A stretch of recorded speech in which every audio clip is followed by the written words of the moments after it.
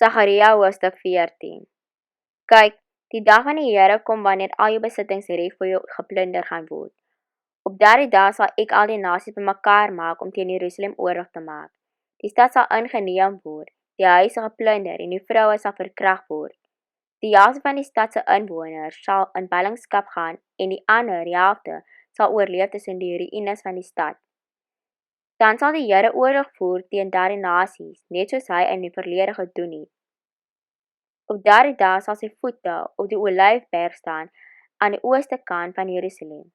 Die Olyfberg sal middeldeur skeer en so sal 'n vallei wat van oos na wes loop gevorm word, want die een helfte van die berg sal noord skuif en die ander helfte van die berg sal suid skuif.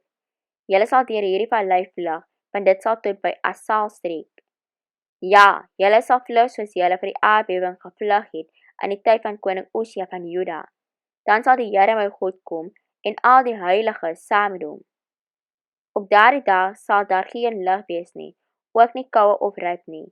Tog sal dit aanhoudend dag wees. Net die Here weet hoe dit kan gebeur. Daar sal geen normale dag of nag wees nie, want teen die aand se kant sal dit steeds lig wees.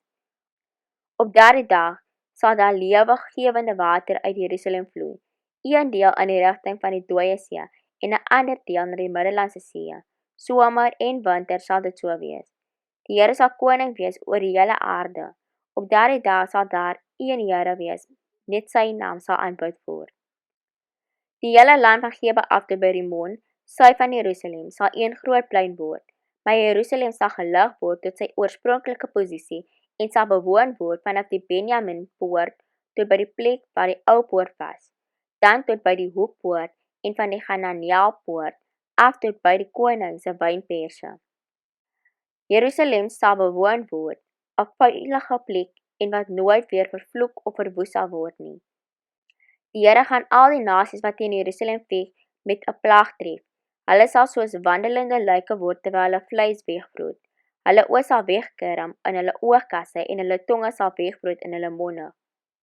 Op daardie dag sal hulle paniekbevange raak. Die Here sal hulle tref met 'n groot verwarring. Hulle sal mekaar te lyf gaan. Juda sal ook in Jerusalem veg. Die rykdom van al die naburige volke sal bymekaar gemaak word, groot hoeveelhede goud en silwer en klere. Dieselfde plaag sal ook die perde, muile, kamele, donkies en al die ander diere in die vyand se kamp betref. Uiteindelik sal die vyande van Jerusalem wat die plaag oorleef het, elke jaar optrek na Jerusalem toe om die koning, die Here die Almagtige, te aanbid en om die Hittefees te vier.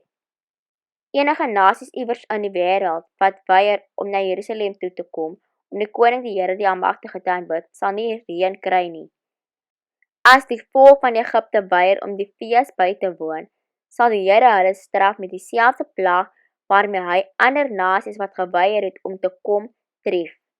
Egipte en die ander nasies sal almal gestraf word as hulle nie die Hittefees vier nie. Op daardie dag sal daar selfs op die klokke van die perde se tuie geskryf staan: Heilig vir die Here. Die potte in die tempel van die Here sal net so heilig wees as die bakke wat langs die altaar gebruik word. Elke pot in Jerusalem en die Juda sal heilig vir die Here die Almagtige wees. Iemand wat kom offer sal vry wees om enige pot te gebruik waarin hulle offers kan kook. Op daardie dag sal daar nie meer handelaars in die tempel van die Here die Almagtige wees nie.